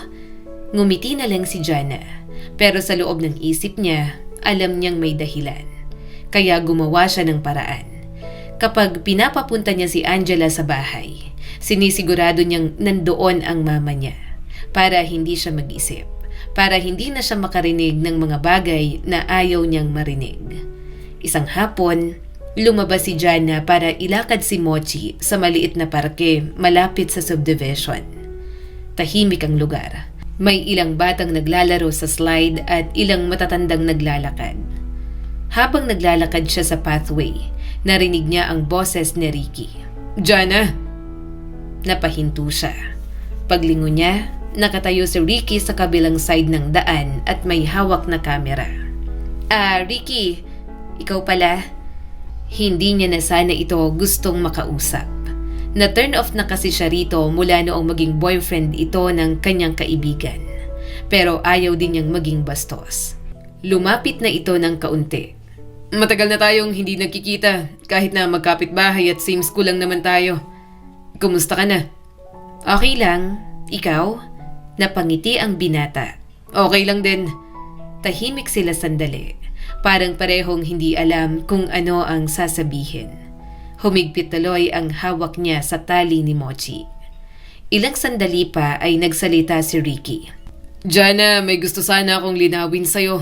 Matagal na. Hindi ko lang nagawa nun kasi parang naging awkward na ang lahat pagkatapos naming mag-break ni Angela. Napakunot ang noo ni Jana. Ano yon? Huminga ng malalim si Ricky. Hindi naman talaga si Angela ang gusto ko nun. Ikaw. Nanigas si Jana. Ano? Iyon ang totoo. Nung una kitang nakikita sa subdivision habang nilalakad mo si Mochi, lagi kitang kinukunan ng pictures dahil natural ang expressions mo. Hindi kayong tipong nagpapanggap para sa camera. Kaya napuno ng mukha mo ang memory card ko. Hindi nakapagsalita si Jana. Namumula siya sa sobrang hiya. Sa wakas, umamin na sa kanya si Ricky. Gayunpaman, nawala ng feelings niya rito pagkatapos ng mga nakita. Pero si Angela ang unang lumapit sa akin. Siyang unang nakipag-usap. Siyang unang nagpakita ng interes. Kaya akala ko, baka siya na lang. Sakang aggressive niya kasi. Ang hirap hindi patulan. Kaya inaamin kong naging mahina ako. At sure ako na na-turn off ka na sa akin. Tipid na napangiti si Ricky. Nanatiling nakatingin si Jana. Ayaw niyang maniwala. Siguro dahil ang ganda ng tingin niya rito. Pero na-disappoint lang noong nalaman niyang katulad lang ito ng ibang lalaki. Napailing si Jana. Ricky, parang ang labo ng sinasabi mo. Kung ako ang gusto mo, bakit siyang naging girlfriend mo? Huminga ng malalim si Ricky. Dahil mabilis siyang kumilos. At dahil akala ko wala akong chance sa'yo. Lagi ka may distansya sa akin noon. Saka bata ka pa. 16 ka pa lang. 18 ako. Mahirap at masyado ka pang bata. Muli silang natahimik habang naglalakad. Para tuloy ang weird sa pakiramdam niya na magkasama sila ni Ricky. Maya-maya ay nagsalita ulit ang binata. Naghiwalay kami ni Angela dahil may napansin akong hindi maganda. Ano yon? Parang perang habol niya. Sagot ng binata. Napakunot ang noo ni Jana. Grabe ka namang magsalita. Hindi ko sinasabi na wala siyang nararamdaman. Pero napansin ko na kapag may gastos, lagi siyang umaasa sa iba. Kapag may lalaking may kaya, mas nagiging sweet siya. Kaya nagduda ako kung ano talaga ang intensyon niya. Napabuntong hininga si Jana. Ricky, kahit totoo man yon, hindi na rin maganda na pinag-uusapan mo pa siya sa ganung bagay. Ex mo siya at kaibigan ka si Angela. Hindi ko siya sinisiraan. Binabalaan lang kita. Napairap si Jana. Binabalaan mo ako? Para saan?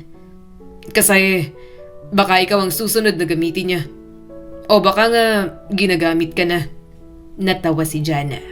Hindi niya alam kung saan papunta ang usapan na yon. Ayaw niya sanang mangialam pero parang isinasali siya ng mga ito sa nangyari. Kung ginamit ka man niya, okay lang siguro yon. Total, pinagsawaan mo rin naman siya sa physical terms. Diretsyong sabi ni Jana. Saglit na natahimik si Ricky pagkatapos ay natawa rin. Hindi ko itatanggi yun. Pero kahit ganun, hindi ibig sabihin na wala na siyang kakayahang manakit ng ibang tao. Mag-iingat ka sa kanya. Tahimik na naglakad si Jana palayo pagkatapos ng usapan. Binuhat niya na lang si Mochi para mas mabilis na makalakad. Sa isip niya, magulo ang lahat. Hindi niya alam kung sino ang paniniwalaan. Isang gabi, nang makauwi si Jana mula sa art class, pagod ang katawan niya. Tahimik ang buong bahay. Siguradong nasa kusina ang kanyang ama. "Papa, nandito na po ako," mahinang sabi ni Jana. Walang sumagot sa kanya, pero may narinig siyang mahinang kaluskos mula sa kusina. Naglakad siya papunta roon at sa mismong pagpasok niya, biglang nanigas si Jana. Nakatayo si Angela sa harap ng papa niyang si Leo. Halos magkadikit ang dalawa. At bago pa makaproseso ang utak ni Jana, nakita niya kung paanong sumandal si Angela at pilit na hinalikan ng ama niya. Mariing nagsalita si Leo habang tinutulak ng mariin ang mga balikat nito. Angela, tama na. Ilang beses ko nang sinabi sa'yo na tigilan mo na to. Hindi to tama at hindi ako komportable sa ginagawa mo. Parang sumabog ang ulo ni Jana sa mga nakita. Anong ginagawa ninyo? Parehong napalingon ang dalawa. Nanlaki ang mga mata ni Angela. Napaatras naman si Leo. Jana, anak. Pero hindi niya pinatapos ang dalaga. Nahulog ang bag niya sa sahig. Angela, anong ginagawa mo sa papa ko? Kaibigan kita. Ilang taon kang pumapasok sa bahay namin. Kumakain ka sa mesa namin. Tinuturing ka naming parang pamilya tapos ganito ang gagawin mo? Tahimik si Angela. Hindi ito makasagot. Pero masama naman ang tingin sa kanya na para bang wala itong ginawang masama. Si Leo ang unang nagsalita. Jana, walang namamagitan sa amin. Nakita mo naman kung ano ang nangyari. Siyang lumalapit. Akong umiilag. Nagulat ako na nandito siya. Akala ko naman may usapan kayo kaya pinatuloy ko. Huminga ng malalim si Jana. Nakita niya yon. Kitang-kita niya kung paanong itinutulak ng papa niya si Angela. Ang totoong nagpupumilit at haliparot, walang iba kundi ang kanyang kaibigan. Kaya nang muli siyang tumingin dito, mas lalo siyang nagalit. Angela, bakit mo ginagawa to? Ano bang problema mo? Nanatiling tahimik si Angela. Pagkatapos ay tumawa ito ng mahina. Gusto mong malaman kung bakit? Napakunot ang noo ni Jana. Oo, dahil wala akong maisip na dahilan kung bakit mo susubukang akitin ng tatay ng kaibigan mo. Hinawakan siya ng kanyang ama. Sinusubukan itong awatin siya. Pinapalayas na lang si Angela para wala nang maging gulo. Pero hindi yon pinalagpas ni Jana. Wala kaming ginagawang masama sa'yo. May bala ka palang ahasin ng papa ko sa mama ko. Anong klase kang kaibigan? Sigaw ni Jana. Napangiti si Angela ng mapait. Hindi aksidente ang paglapit ko sa'yo, Jana. Anong ibig mong sabihin? Tanong ni Jana. Hindi tayo nagkakilala dahil sa pagkakataon. Hindi ako naging kaibigan mo dahil nagustuhan ko lang ang ugali mo. Lumapit ako sa'yo dahil may dahilan ako. Angela, anong pinagsasasabi mo? Sigaw niya rito. Pumagitna na ang kanyang ama. Anak, tama na. Angela, mabuti pa umuwi ka na. Iha, masyado ka pang bata. Wala kang magugulo rito. Layuan mo na lang ang anak ko. Pero ayaw na rin magpaawat ni Angela. May kuya ako. Siyang nagpalaki sa amin. Siyang nagsakripisyo para sa pamilya namin. Bata pa lang kami. Siya nang nagtatrabaho para may makain kami. Siya ang tumigil sa pag-aaral para lang makapag-aral kaming magkakapatid. Siya ang naging tatay at nanay namin. Kumunot ang noo ni Jana. Hindi niya alam ang mga sinasabi ni Angela. Wala siyang maintindihan. Ni hindi niya nga alam kung ano ang totoo sa mga sinasabi nito. Nagpatuloy pa ang peki niyang kaibigan. Pero isang araw, nahumaling siya sa isang babae. Isang babae na may asawa. Isang babaeng may anak. At dahil sa babaeng yon, nawala ang kuya ko sa sarili niya. Alam mo ba kung sino ang babaeng yon? Alam mo ba? Dapat alam mo. Dapat. Kasi ganyan ka naman palagi. Walang maalala. Dapat alam mo naman para hindi ka inutil. Sino nga sabi? Malakas na sigaw ni Jana. Nagpupumilit na lumapit dito kahit hawak ng kanyang ama. Ang mama mo, si Marisa, buliyaw ni Angela. Ang mama mo na akala mo kung sinong mataas, pero masamang ugali, pumapatol sa mas bata at walang konsensya. Parang may humampas sa dibdib ni Jana. Parang ayaw tanggapin ng sistema niya ang isiniwalat nito. Hindi totoo yon, saad ni Jana. Totoo, nahumaling ang kuya ko sa mama mo. Ginastos niya ang lahat ng pera niya para mapasaya lang siya kahit hindi naman siya pinipili. Unti-unti niyang pinabayaan ang pamilya namin dahil sa kanya. Tiningnan niya ang kanyang ama. Bakas ang lungkot sa mga mata nito pero wala itong sinabi. Nanginginig ang boses ni Angela ngayon. Hanggang sa dumating ang araw na wala na siyang maibigay sa amin. Wala na siyang pag-asa. At dahil hindi siya kayang piliin ng mama mo, nagpakamatay siya. Nanlaki ang mga mata ni Jana. Hindi. Nagbigti siya sa bahay namin. Iniwan niya kaming magkakapatid dahil sa babaeng yon. Sa mama mo na wala namang kwenta. Sa sandaling yon, bumukas ang pinto ng bahay. Sabay-sabay silang napalingon. Pumasok si Marisa sa kusina. Huminto ito nang makita sila. Anong nangyayari dito? Tanong ng kanyang mama habang nakatingin sa kanya. Napatingin si Angela kay Marisa. Sa wakas, nandito ka na. Ang babaeng sumira sa pamilya ko. Nanigas si Marisa. Anong sinasabi mo? Ikaw ang dahilan kung bakit nagpakamatay ang kuya ko. Dahil sa'yo, naubos ang pera niya. Dahil sa'yo, nawalan kami ng kapatid. Anong pinagsasasabi mo? Sigaw ni Marisa. Kilalang kilala kita. Ikaw ang babaeng pinuntahan ng kuya ko. Gabi-gabi, kahit may asawa ka na. Ikaw ang babaeng hindi niya makalimutan kahit paulit-ulit mo siyang tinatanggihan. Namutla agad si Marisa. Napatingin ito sa kanilang mag-ama. Sunod-sunod namang tumulo ang mga luha ni Jana. Dahil sa reaksyon pa lang ng kanyang ina, mukhang totoo ang lahat ng sinasabi ni Angela. Hindi ko alam kung anong sinasabi mo, mariing sabi ni Marisa. Pero hysterical na tumawa si Angela. Talaga? Hindi mo siya kilala? Hindi mo kilala si Kuya Dave? Napaluha muli si Jana. Mama, totoo ba? Hindi makapagsalita si Marisa. Umiwas ito ng tingin at parang naistatwa na roon. Lumapit si Angela kay Marisa. Simula nang mamatay ang kuya ko, galit na galit ako sa'yo, sa pamilya mo, kaya lumapit ako sa anak mo. Naging kaibigan ko siya para sirain ang pamilya niyo. Nanlaki ang mga mata ni Jana. Plano lang talaga nito ang pakikipagkaibigan sa kanya. Wala siyang kamalay-malay na nauuto na pala siya. Nagpatuloy si Angela sa pagsasalita.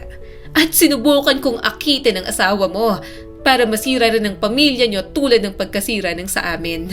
Hindi na napigilan ni Jana ang sarili. Lumapit siya at sinampal si Angela ng malakas. Umalingaw-ngaw yon sa kusina. Nang bumaling sa kanya ang dating kaibigan, gulat na gulat ang mukha nito. Wala kang karapatang sirain ang pamilya ko, sigaw ni Jana. Ngumiti si Angela habang hawak ang pisngi. Sinira muna ng mama mo ang pamilya ko. Naniningil lang ako. Biglang sumingit si Leo. Tama na. Walang maidudulot ang galit mo, Angela. Ang bata mo pa. Nangyari ang dapat nangyari. Matagal na panahon na. Lumabas ka na sa pamamahay namin. Galit pa rin si Angela pero naluluha na rin. Hindi siya makapaniwala rito. 18 years old pa lang ito pero punong-puno na ng galit ang puso. Basta na lang makapagplano ng paghihigante. Hindi ka nababalik dito. Hindi ka lalapit sa anak ko. Hindi mo nasisirain ang pamilya ko. Tumigil ka na. Ngayon, palalagpasin ko to. Pero kapag umulit ka pat ng gulo, idedemanda na kita. Mariing sabi pa ni Leo. Tumingin si Angela kay Jana. Bakas pa rin ang galit sa mga mata nito. Gayunpaman, lumabas pa rin si Angela sa bahay. Naiwan sina Jana, Leo at Marisa sa kusina, sa gitna ng mga lihim na ngayon lamang tuluyang nabunyag. Tahimik ang buong bahay matapos umalis ni Angela. Nakaupo si Jana sa tapat ng mesa. Nanginginig pa rin ang mga kamay. Sa harap niya ay ang mama niyang si Marisa. Maputla at namumugto ang mga mata. Sa kabilang dulo naman ay si Leo, ang ama niya na tila nawala ng lakas matapos ang nangyari. Ilang minuto silang walang nagsalita hanggang si Jana ang bumasag ng katahimikan. Pagod na akong walang alam sa sarili kong buhay. Kaya ngayong gabi, gusto kong sabihin niyo sa akin ang totoo kahit gaano pa kasakit yon. Pakiramdam ko, parang ako ang pinakahuling taong nakakaalam ng mga bagay na nangyari sa pamilya natin. Napatingin sa kanya si Marisa. Namumugto ang mga mata nito sa kakaiyak. Jana, anak, hindi mo na kailangang malaman pa. Hindi na. Pero pinutol ni Jana ang gusto pang sabihin ng kanyang ina. Hindi mama, huwag niyo na akong patahimikin ngayon. Alam niyo na nagkaroon ako ng amnesia nung 13 years old pa lang ako. At hanggang ngayon, hindi na bumalik ang mga alaala ko. Kaya kung may mga bagay na nangyari noon na may kinalaman sa pamilya natin, may karapatan akong malaman yun ngayon. Pagod na po ako sa pakiramdam na parang may kulang sa sarili kong buhay. Natahimik si Marisa. Napayuko ito. Halatang guilty sa sumabog na katotohanan kanina. Noong una, mas iniisip niya ang sariling ama ang may chance na magloko. Pero ang totoo, ang ina niya pala ang nakagawa ng kasalanan. Huminga ng malalim si Jana bago nagtanong ulit. Mama, totoo po bang sinabi ni Angela? Nagkaroon ka ba ng kabit noon? Naging karelasyon mo po ba talaga ang Kuya Dave niya? Hindi sumagot si Marisa. Hindi man lang ito tumingin sa kanya. At yon ang sagot na mas masakit kaysa sa kahit na anong salita. Para bang sobrang hirap aminin dito na nagkamali nga ito. Napapikit si Jana. Mama, sumagot ka naman po. Kahit isang salita lang. Sabihin mo sa akin kung totoo o hindi. Tahimik pa rin si Marisa. Hanggang si Leo na ang nagsalita. Mahina ang boses nito at halatang pagod na. Totoo yun, Jana. Parang tumigil ang mundo niya. Dahan-dahang tumingin si Jana sa ama. Papa, huminga ng malalim si Leo. Nalaman ko yun nun. Hindi ka pa naaaksidente. Nalaman ko na may relasyon ang mama mo sa ibang lalaki. Kaya madalas kaming magtalo nun. Nalaman mo rin yun. Pareho tayong galit. Pakiramdam ko niloko ako ng taong pinagkatiwalaan ko ng buong buhay ko. Bakit hindi mo po iniwan si mama? Bakit nanatili ka po? Tanong niya rito habang naluluha. Naluha na rin ang kanyang ama. Anak, kahit ganyan siya, mahal na mahal ko pa rin ang mama mo. Mahal ko siya kahit na tinakot niya ako. Sinabi niya na hindi niya tutulungan ang kapatid kong may kaso kapag iniwan ko siya. Isa yun sa dahilan. Pero isa rin sa dahilan ay mahal ko ang mama mo. Ayoko siyang mapahiya. Ayokong isipin ng iba ang pagkakamali niya. Saka iniisip kita, anak. Ayokong hindi buo ang pamilya natin. Umawang ang bibig ni Jana. Hindi siya makapaniwala na ganoon kamartir ang kanyang ama. Gusto niyang ipamukha rito. Gayunpaman, wala naman siya sa posisyon na sabihin yon. Hindi niya nararamdaman kung ano ang nararamdaman ng kanyang ama. Hindi niya pwedeng pangunahan ng isang tao sa desisyon nito. Napatingin si Jana sa kanyang ina. Mama, paano mo nagawa yon? Napaluhan naman si Marisa. Jana anak, nagkamali ako. Hindi ko intensyon na sirain ang pamilya natin. Nagkaroon lang ako ng kahinaan nung panahon na yon. Biglang tumayo si Jana. Kahinaan? Kahinaan lang yun para sa'yo? Mama, may lalaki ka pong namatay dahil sa relasyon ninyo. May pamilya siyang iniwan dahil sa nangyari sa inyo. Humagulgol si Marisa. Hindi ko ginusto na mangyari yon. Hindi ko alam na ganun kalalim ang nararamdaman niya. Pero hindi na nakikinig si Jana. Hindi niya napigilan ang pag-iyak. Kaya pala, napatingin siya kay Leo. Kaya pala parang nawalan si Papa ng gana sa buhay nitong mga nakaraang taon.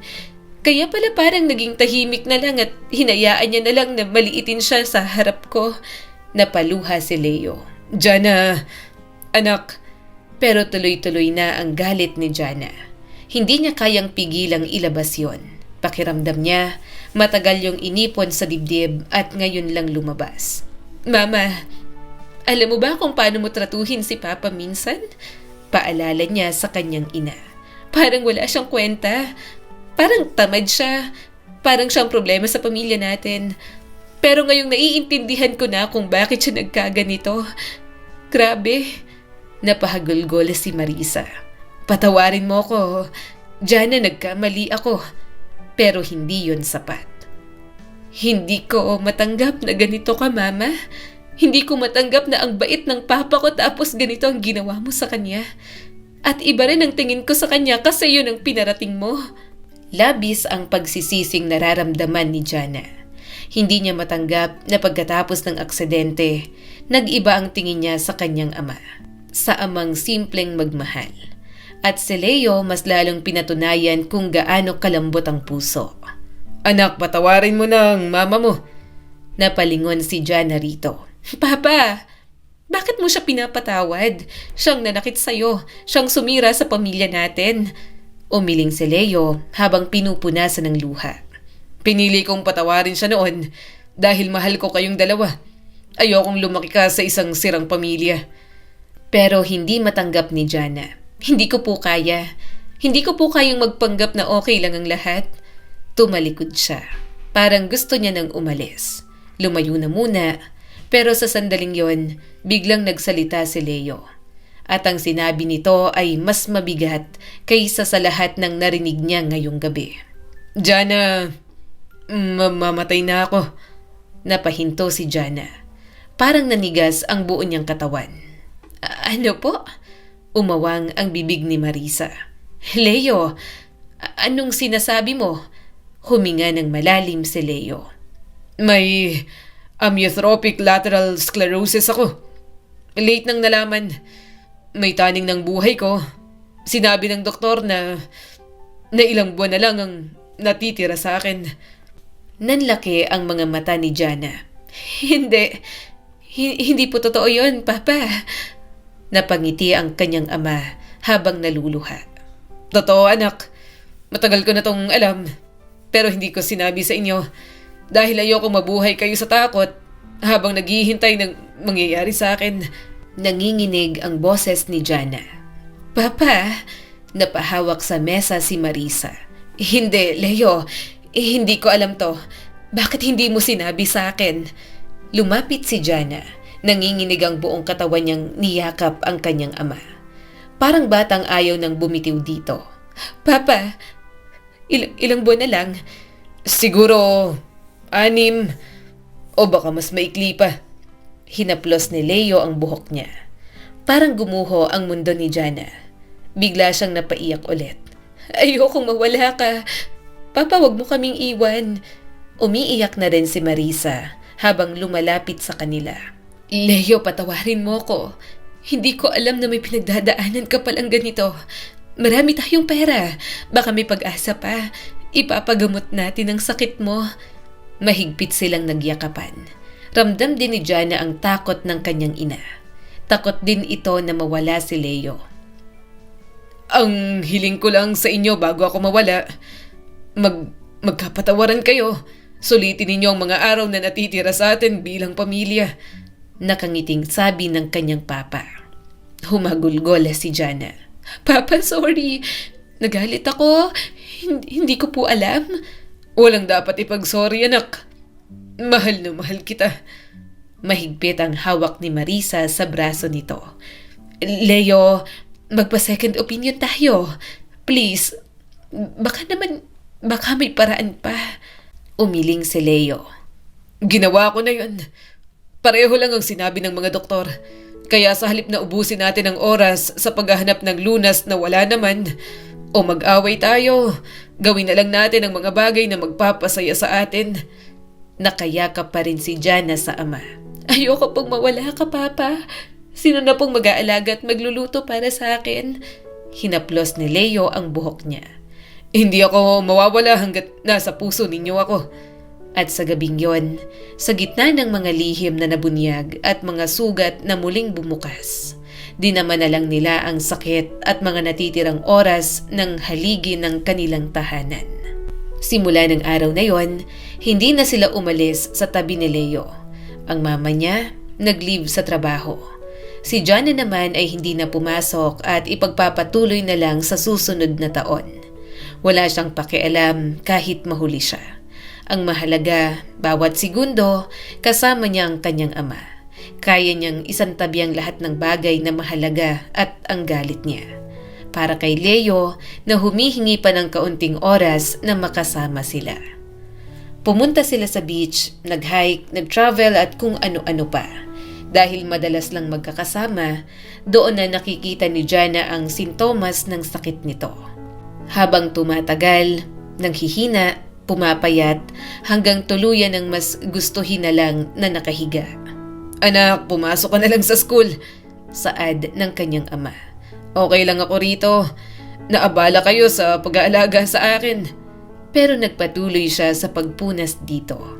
Papa, napag-usapan na po natin yan. Nandito po ako para alagaan ka. Aalagaan po kita katulad ng pag-aalaga mo sa akin. Sa amin ni Mama. Sana wag na kayong mag-away ng mama mo kapag nawala ako. Bilin pa ni Leo. Nangislap agad ang mga luha niya. Papa naman, hinawakan nito ang kanyang kamay. Anak, mawawala na talaga ako. Nararamdaman ko na. Sana kahit mawala na ako, may naiwan naman akong masasayang alaala sa inyo. Pasensya na anak, hindi kami perpektong magulang ng mama mo, pero mahal na mahal ka namin. Tumulo ang mga luha ni Jana. Papa, mahal na mahal din po kita. Napangiti ito at huminga ng malalim. Isipin mo na lang na mabait kasi ako, kaya kukunin ako ng Diyos. Isipin mo na kahit saan man ako magpunta, magiging masaya pa rin ako. Hihintayin ko na lang kayo. Hindi niya na napigilan ang mga hikbi. Mas lalo siyang nagiging emosyonal sa mga bilin ng kanyang ama. Lahat ng tinuro nito, babaunin niya hanggang pagtanda. Niyakap na lang siya ni Marisa mula sa gilid. Katulad niya'y umiiyak din ito. Salamat sa pagpapatawad mo, Leo. Hindi mo kailangan mag-alala. Aalagaan ko ang anak natin. Salamat. Salamat sa lahat. Unti-unting napangiti si Leo. At bago ito pumikit, tumulo ang mga luha nito. Bago sumapit ang umaga, tuluyan ang nawala ang matibay at mapagmahal na haligi ng kanilang tahanan.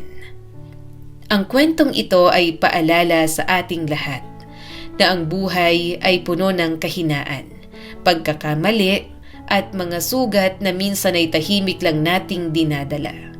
Ipinapakita nito na may mga taong handang maging martir dahil sa pagmamahal sa pamilya. Ngunit hindi ibig sabihin nito na hindi sila nasasaktan. Minsan din, ang galit at paghihiganti ay hindi nakakapagpagaling ng nakaraan. Sa huli, ang pinakamahalagang aral ay matutong magpatawad, magsabi ng totoo at pahalagahan ang mga taong mahal natin.